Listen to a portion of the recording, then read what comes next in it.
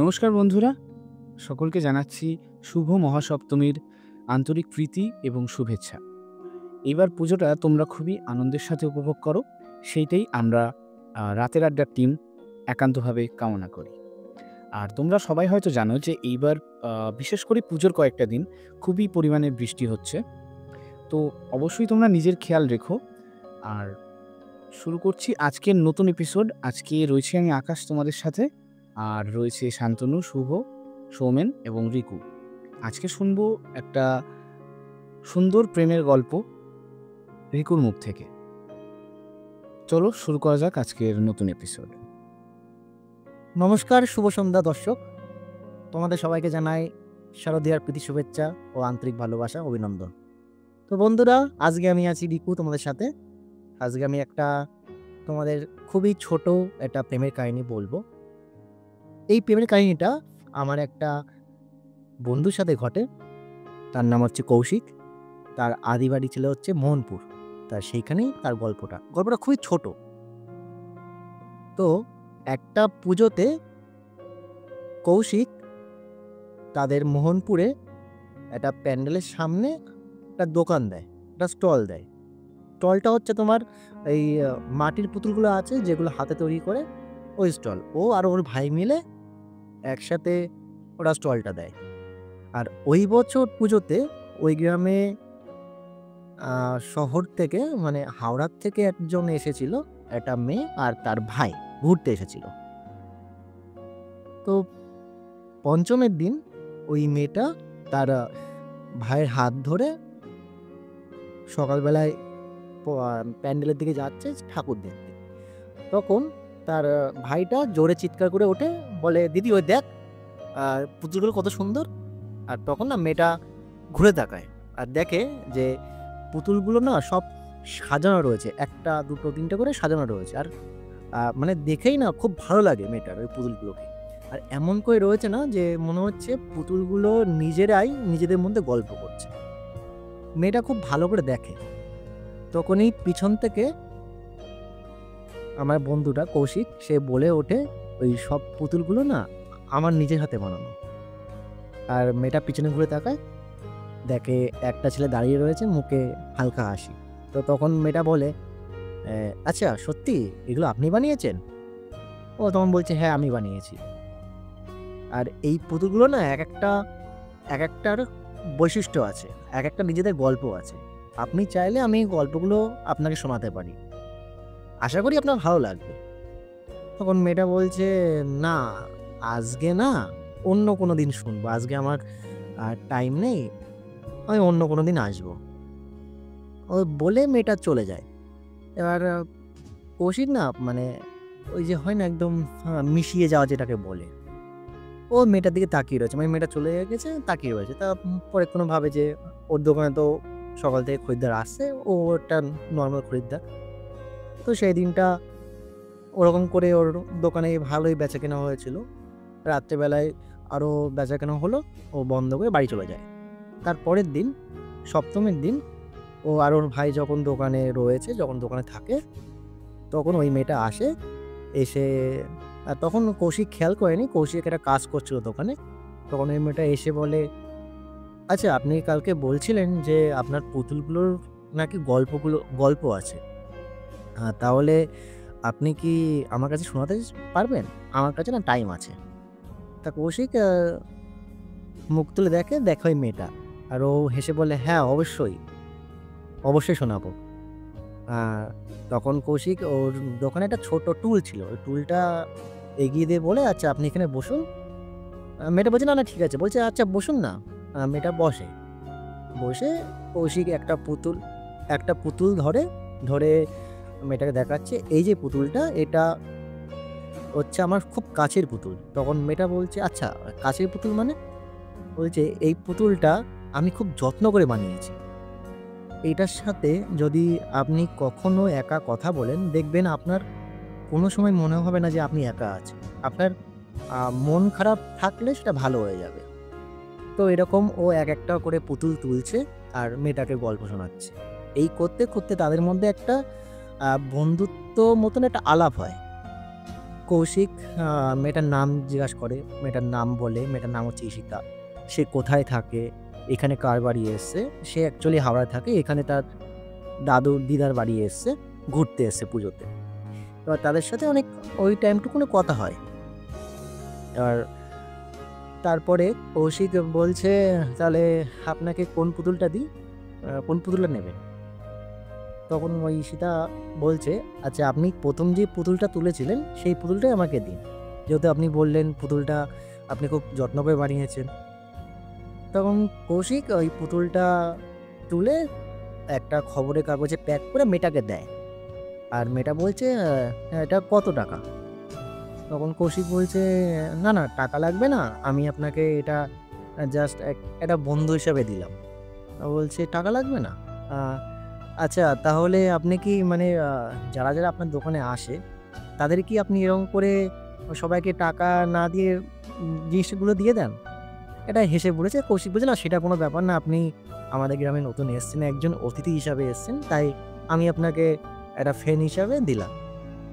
তখন মেয়েটা বলছে, ঠিক আছে, পুতুলটা তো নিয়ে নিলাম, কিন্তু এই টাকাটা তোলা থাকলো, আমি ঠিক একদিন আপনাকে দিয়ে দেবো।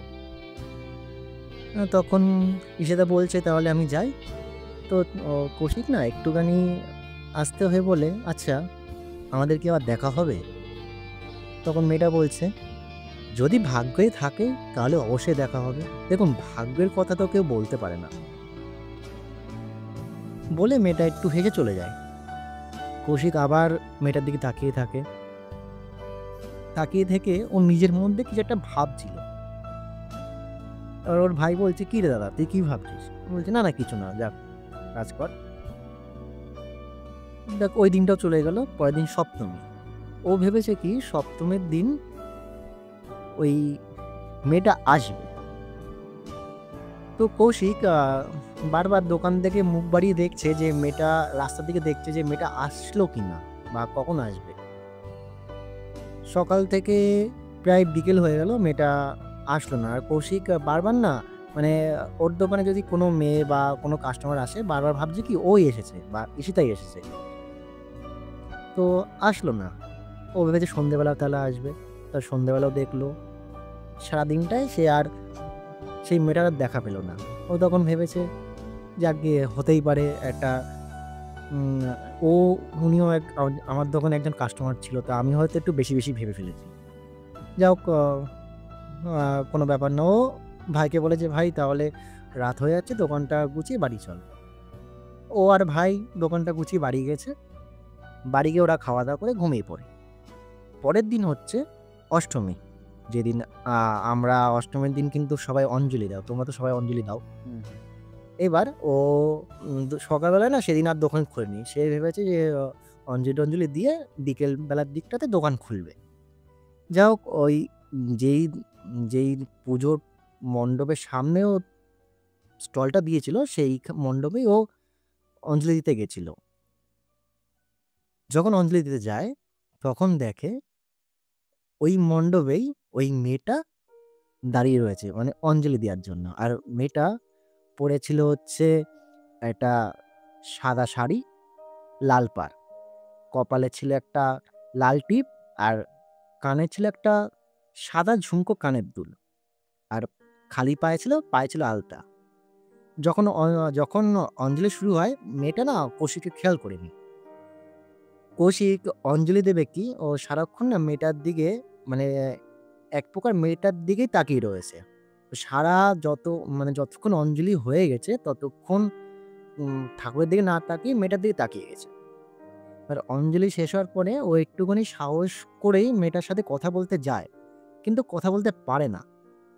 ও নিজের মনে ভাবে যে কথা বলবো, বাট কি কথা বলবো? যদি কিছু বলে তাহলে যদি ভাবে যে আমি ওর পিছন ধরে এখানে চলে এসেছি। যাই হোক, ওটা ভেবে কৌশিক আর কথা না বলে প্যান্ডেল থেকে বেরিয়ে আসছে। তখনই পিছন থেকে কৌশিক বলে একজন ডাকে। আর ও ঘুরে দেখে ওই মেয়েটা ওকে ডাকছে। মেয়েটা ওর কাছে এসে বলছে, কি হলো, আমাকে দেখে এভাবে চলে যাচ্ছেন? বলছে, না আসলে কথা বলতাম, তখন বলছে, "তাহলে কথা কেন বলেননি? আজ কথা কেন বলেননি?" "না, পাড়ার সবাই রয়েছে তো, এবার কে কি ভাববে না ভাববে।" তখন মেয়েটা বলছে, "আচ্ছা, কথা বলার জন্য কে কি ভাববে? আপনি যখন অঞ্জলি দেওয়ার সময় আমার দিকে আড়ে, আড়ে তাকাচ্ছিলেন, যখন পুরো অঞ্জলিটা আমাকে দেখেই দিয়েছেন, তখন পাড়ার লোকরা দেখেনি? তখন পাড়ার লোকরা দেখে ভাববে না?" কৌশিক একটুখানি অবাক হয়ে ভাবছে, "আপনি কি করে দেখলেন যে আমি আপনাকে দেখেছি?" তখন মেয়েটা বলছে, "ওই তো, আমি একটা মেয়ে, আমি সব জানি।" আর একটা কথা জানবেন, যেই মেয়েটা কোনো, কোনো মেয়ে যদি কোনো ছেলের সাথে খুব ভালো করে বা তাদের সাথে যদি ভালো করে আলাপ হয় বা আলোচনা হয়, সেই ছেলেটা কি করছে, মেয়েরা কিন্তু সবকিছু হিসাব রাখে। এইভাবেই একটা আ মজার ছলে তার সাথে কথা বলছে।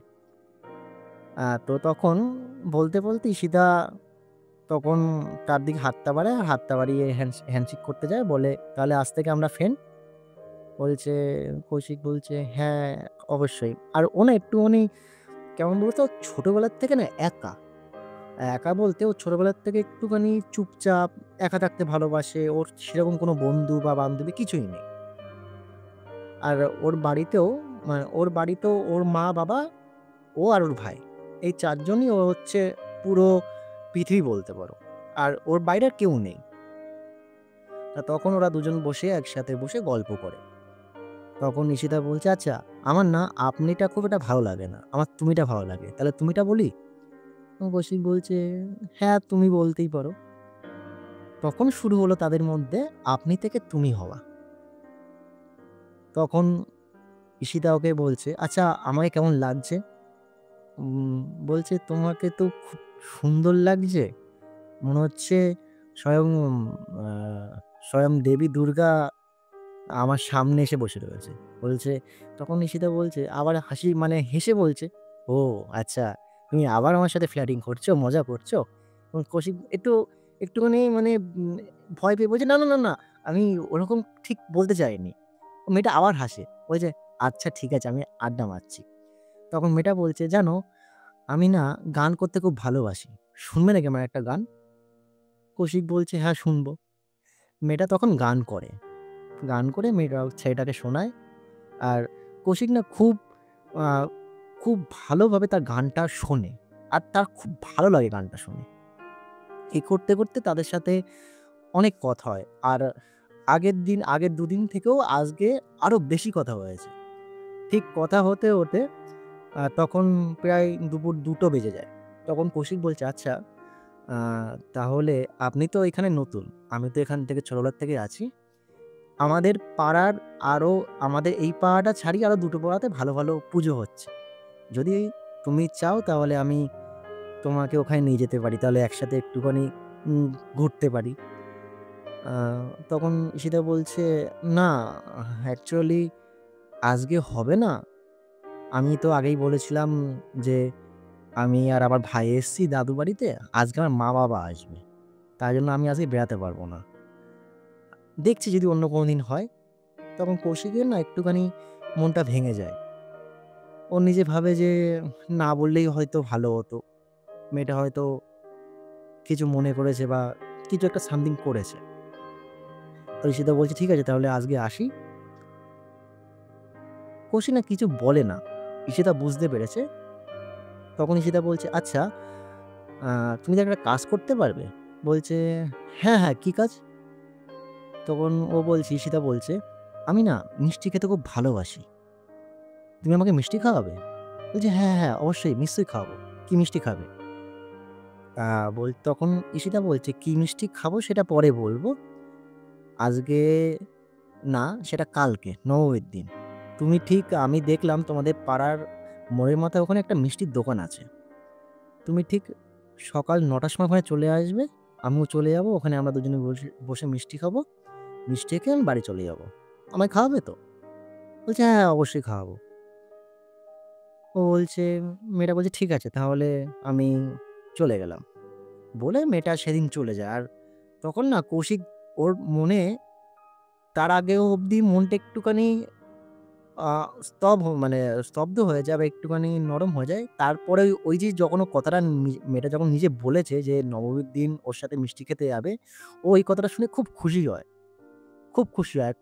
খুশি হয়ে না মানে আম একটা পাগলের মতন ভাব করছিল। মানে হয় না যে হট করে আমরা যদি কোনো কিছু পাই বা হট করে আ একটা দেখবা যদি আমরা কোনো জিনিসকে হট করে যদি পাই, যেটা আমাদের যতটা আনন্দ হয় বা যতটা আমরা খুশি হই, সেম জিনিসটা কৌশিকের ভিতরে হচ্ছিল। তো কৌশিক বাড়িতে গিয়ে ভাত-টাত খেয়ে ও ভাইকে নিয়ে দোকান খোলে। সেদিন দোকানটা করে, রাত্রেবেলা ওটাও দোকানে থাকে। সেদিন রাত্রেবেলা তাড়াতাড়ি দোকান বন্ধ করে বাড়ি চলে যায়। কারণ ওই মেয়েটা বলেছিল যে নবমীর দিন ওর সাথে দেখা করতে হবে বা মিষ্টি খেতে হবে। কৌশিক সকালবেলায় ওর ভাইকে দোকানে পাঠিয়ে দেয় আর বলে যে, "তুই দোকানে যা, আমি একটা কাজ আছে, আমি কাজ করে আসছি।" ও তাড়াতাড়ি সেই দোকানটাই সামনে চলে যায়। আর দোকানের সামনে গিয়ে দেখে যে তখনও ঈশিতা আসেনি। ও ওয়েট করে। প্রায় ৩০ মিনিট ওয়েট করার পরে দেখছে দূর থেকে ঈশিতা আসছে।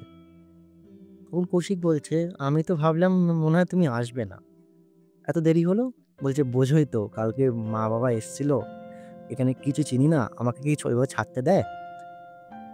কৌশিক বলছে, "হ্যাঁ, তাও ঠিক কথা। ছাড়তে দেবে না অবশ্যই।" তা কৌশিক বলছে, "আচ্ছা বলো তুমি কি মিষ্টি খাবে?" তখন ঈশিতা বলে যে, "আমি রাজভোগ খাবো।" আচ্ছা তোমরা কেউ রাজভোগ দেখেছো? এটা খেয়েছি। গ্রামের দেখবে না এই জিনিসটা ভালো পাওয়া যায়। তো কৌশিক বলছে, "আচ্ছা রাজভোগ খাবে?" তখন কৌশিক রাজভোগ অর্ডার দেয়। আর ওরা দুজনে একসাথে ভাগাভাগি করে রাজভোগটা খায়। আর ঈশিতার হাতে না একটা ছোট ডায়েরি ছিল। তখন ঈশিতা বলছে, "কৌশিক আমি না একটা কবিতা লিখেছি। শুনবে?" বলছে, "হ্যাঁ, অবশ্যই শুনবো।" তখন ওই কবিতাটা ওকে শোনায়। কৌশিকের খুব ভালো লাগে। আর কৌশিকও না তার জন্য একটা জিনিস নিয়ে গেছিল। আর কৌশিক ও খুব আঁকতে ভালোবাসত। ও ছোটবেলা থেকেই ও খুব আঁকতে ভালোবাসত। আর ও যা আঁকবে মানে আ ওই আঁকা দেখলে মনে হবে কি ওই আঁকাটা একদম জলজ্যান্ত তোমার সামনে চলে এসছে। ও এরকমভাবে আঁকত। তা ও তখন ঈশিতা বলছে, "কি জিনিস?" তখন ও পকেট থেকে একটা কাগজ বের করে ঈশিতাকে দেখায়, ওর আঁকাটা দেখায়। আচ্ছা এখানে কি কেউ বলতে পারবে ওই আঁকাটাতে কি ছিল?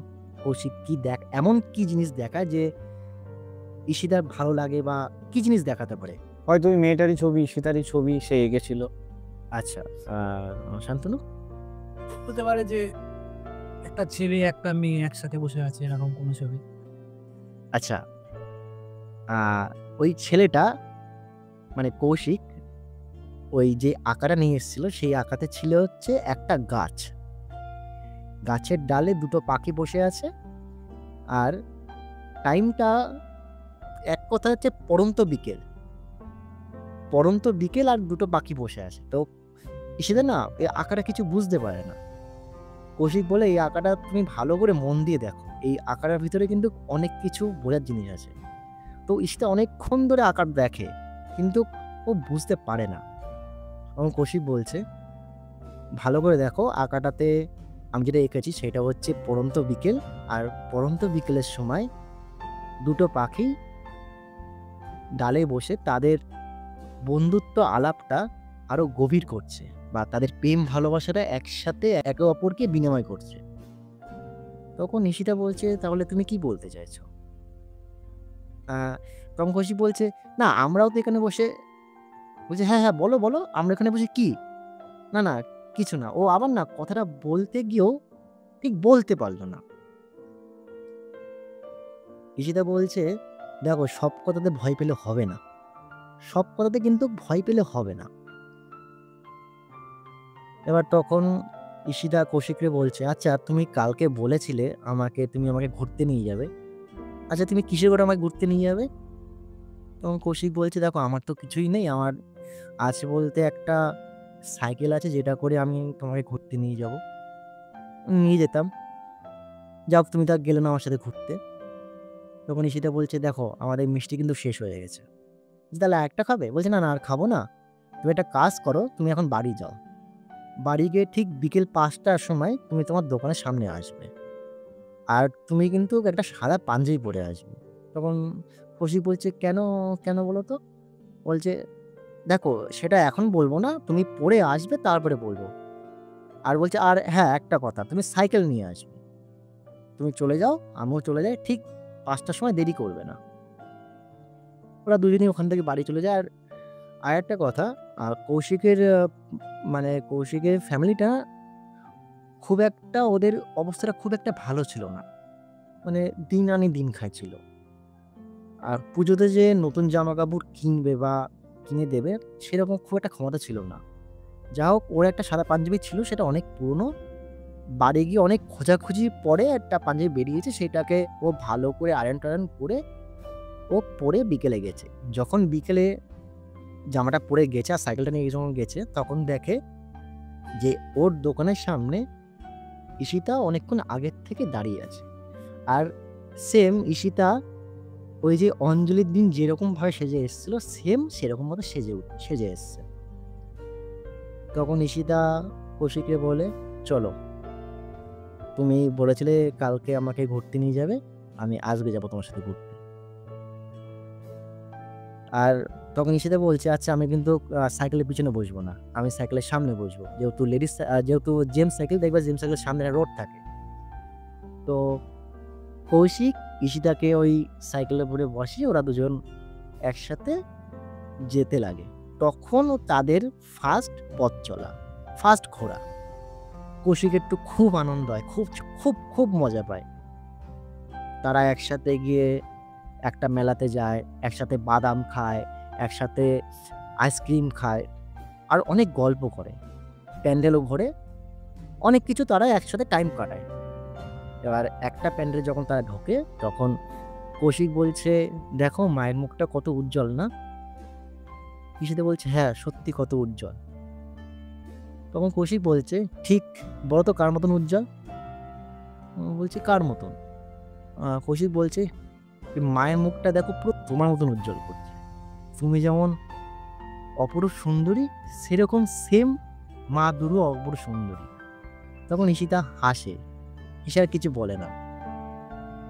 ঈশিতা তখনই হট করে কৌশিকের হাতটা ধরে, ডান হাতটা ধরে ধরে বলে, "দেখো এখানে একটা পুকুর আছে, পুকুরের পাশে চলো আমরা গিয়ে বসি।"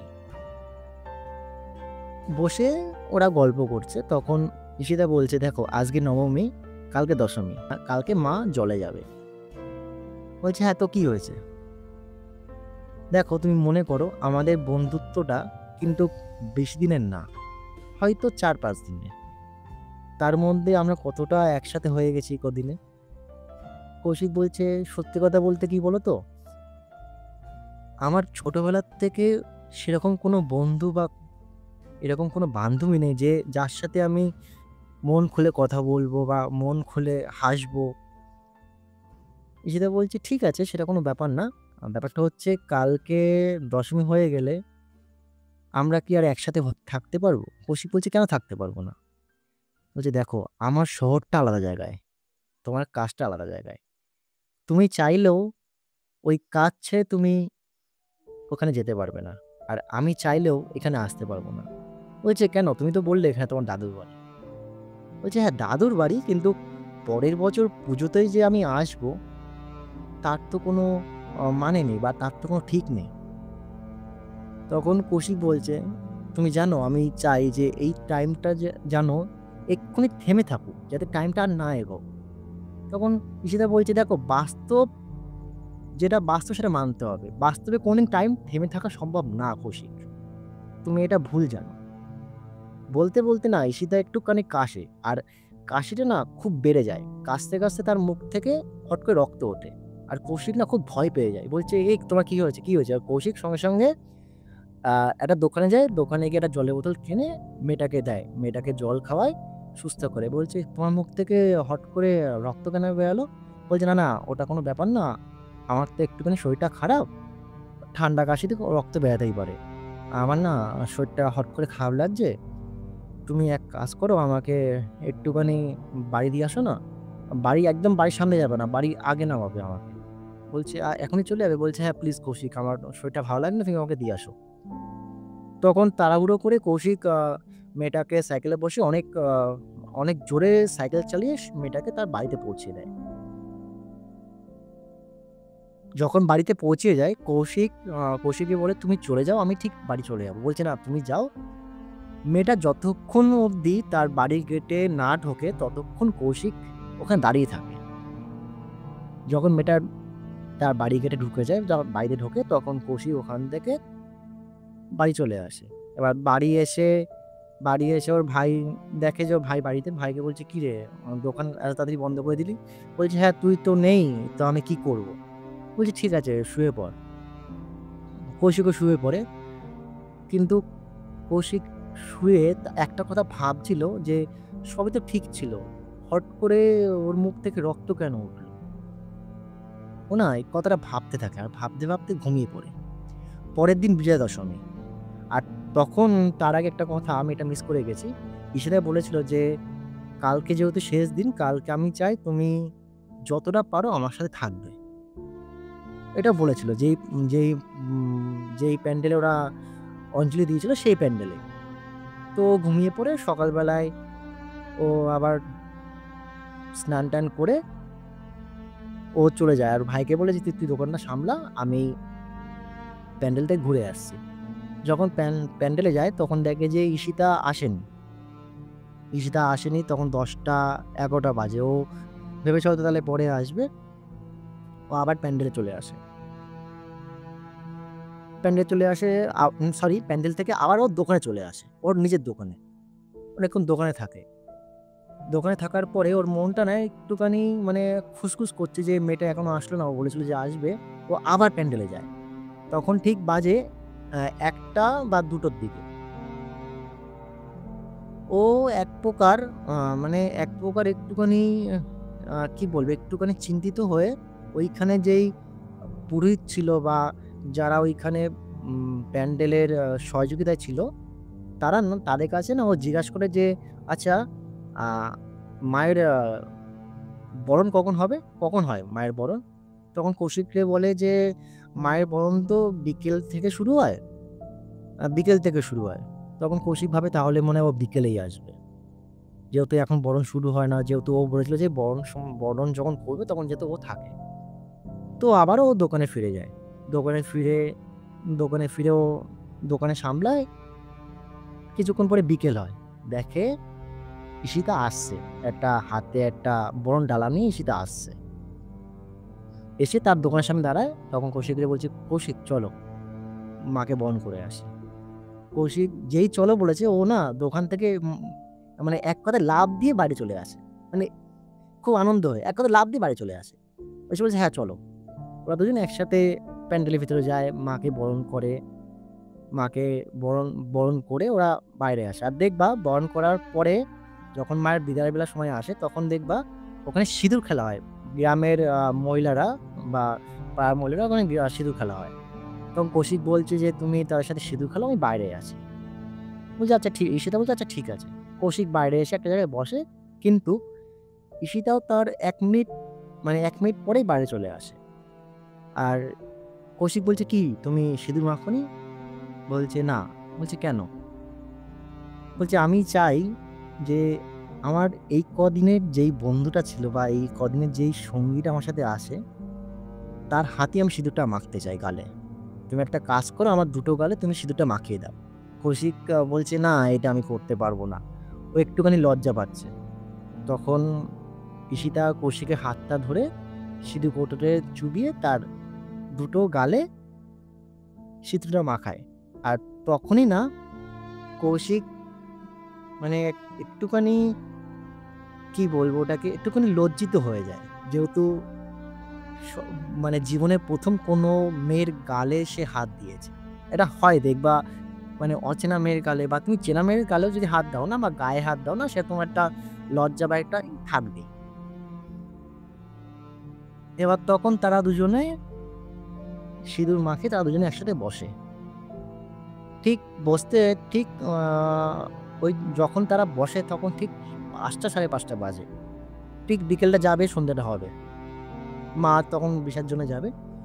তখন ঈশিতা বলছে, "আচ্ছা কৌশিক, মা যখন জলে চলে যাবে তখন আমিও কিন্তু তোমাকে ছেড়ে চলে যাব, আমার কিন্তু বাড়ি ফিরতে হবে। তখন বলছে তুমি কালকের থেকে এই কথাটা কেন বলছো? যে দেখো বাস্তব আমাদের কোনদিন একসাথে করতে পারবে না। কৌশিক বলছে কেন, আমি যাব তোমার সাথে দেখা করতে ওখানে, আর তুমি তো পরের বছর পুজোতে আসবে, কেন করতে কেন আমাদের দেখা হবে না, তুমি এরকম কথা বলছো কেন? তখন ঈশিতা বলছে যে দেখো আমি আর মাত্র পৃথিবীতে 2 মাস আছি। এবং কৌশিক বলছে 2 মাস মানে 2 মাস মানে কি বলছো? বলছে আমার ক্যান্সার ধরা পড়েছে, আমাকে ডাক্তার বলেছে আমি আর মাত্র 2 মাস বাঁচবো। তাই জন্য আমি আমার বাড়িতে বলেছিলাম যে আমি আমার দাদু দিদাকে দেখবো, তাই লাস্টবারের মতন এই পুজোতে আমি দাদু দিদার কাছে এসেছি। আর সেখানে এসে তোমার মতন একটা মানুষের সাথে দেখা হয়। আর সত্যি কথা বলতে কৌশিক, আমি চাই, আমি সারা জীবন একটা জিনিসই চেয়ে এসেছিলাম যে তোমার মতন মানুষের সাথে দেখা হোক, তোমার মতন মানুষ যাতে আমার জীবনসঙ্গী হোক। তুমি সত্যি খুব ভালো ছেলে। আর যখন কথাটা বলে না তখন ঈশিতা কেঁদে দেয়। আর কৌশিক মানে তখন তার লজ্জা ভুলে তাকে জড়িয়ে ধরে। আর সেম যখন কৌশিক মেয়েটাকে জড়িয়ে ধরে না, ঈশিতাও এক প্রকার তাকে জড়িয়ে ধরে। আর জড়িয়ে ধরে তাকে মানে তারা দুজন কাঁদতে থাকে। আর তখনই শুরু হয় বৃষ্টি। তখন ঈশিতা বলছে দেখেছো, এটা কিন্তু বৃষ্টি না, এটা কিন্তু আমাদের বন্ধুত্ব বলো বা ভালোবাসা বলো, এটা তার একটা রং। কৌশিক মেয়েটাকে ছাড়তেই চায় না, তাকে জড়িয়ে ধরে বসেই রয়েছে আর সে কেঁদেই যাচ্ছে। ঈশিতা বলছে পাগলামো করো না কৌশিক, আমাকে ছাড়ো, আমার যা টাইম চলে এসছে, দেখছো না মা বেরিয়ে গেছে, প্যান্ডেলের আলো লিভে গেছে, আমাকে ছেড়ে দাও, আমাকে বিদায় দাও কৌশিক। বলছে তুমি চলে গেলে আমি কি করে থাকবো?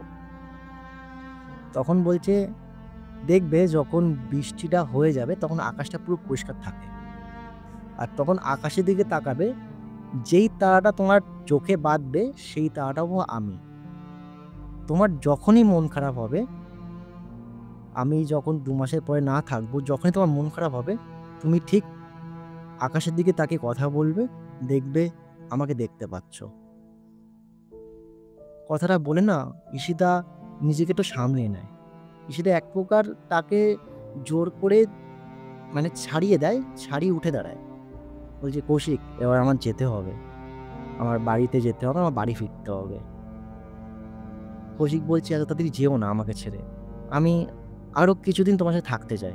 বলছে পাগলামো করো না, আমাকে বিদায় দাও, আমি বাড়ি যাব। ঈশিতা ওই কথাটা বলে চলে যায়। আর তখন কৌশিক মানে নিরুপায় হয়ে ও বসে মানে আরও যেন অজস্রভাবে কাঁদছে। তখন মানে তখন বৃষ্টিটা থেমে যায়, হালকা হালকা হালকা হালকা বৃষ্টি হচ্ছে। আর কৌশিক মানে ওখানে বসে বসে ও কেঁদেই গেছে।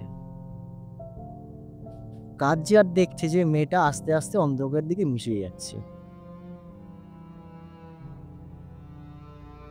কৌশিক মানে এক প্রকার হাউ হাউ করে কাঁদছে, কাঁদছে আর দেখছে যে ঈশিতা তাকে ছেড়ে চলে যাচ্ছে, এক প্রকার অন্ধকারের দিকে মিশে যাচ্ছে। কারণ দেখবা গ্রামে পুজো শেষ হয়ে গেলে আর লাইট টাইট জ্বলে না, লাইট নিভে যায়, লাইট নিভে যায় যেহেতু প্যান্ডেল থেকে প্রতিমা চলে যায়। একদম। কৌশিক কিছু বলতে পারে না, কিছু বুঝতে পারে না, ওখানেই ও বসে থাকে। ঈশিতা সে তার বাড়ি চলে যায় আর ও ওখানে বসে থাকে। আর ঠিক তার 2 মাস পর থেকেই কৌশিক ওই আকাশের দিকে তাকিয়ে ঈশিতার সাথে কথা বলে। ঈশিতাকে সেই আকাশেও খুঁজে পায়। বন্ধুরা, প্রেম, ভালোবাসা, অনুভূতি এমন একটা জিনিস যেটা আমাদের কাঁদায়, হাসায়। একটা সত্যিকারের প্রেম বা একটা সত্যিকারের বন্ধুত্ব, এটা যদি চলে যায় না, সব থেকে বেশি আমরা ভেঙে পড়ি। সেম জিনিসটা আমার বন্ধুটার সাথে হয়েছিল। সেই বন্ধুটা আমাকে এই গল্পটা বলে, আমিও তোমাদের এই গল্পটা শোনালাম। যা হোক, আজকের গল্পটা ছিল আমার এইটুকুনি। যদি ভালো লাগে তাহলে বলে দিও। শুভরাত্রি। বন্ধুরা, আমরা শুনছিলাম রিকুর মুখ থেকে আজকের নতুন গল্প।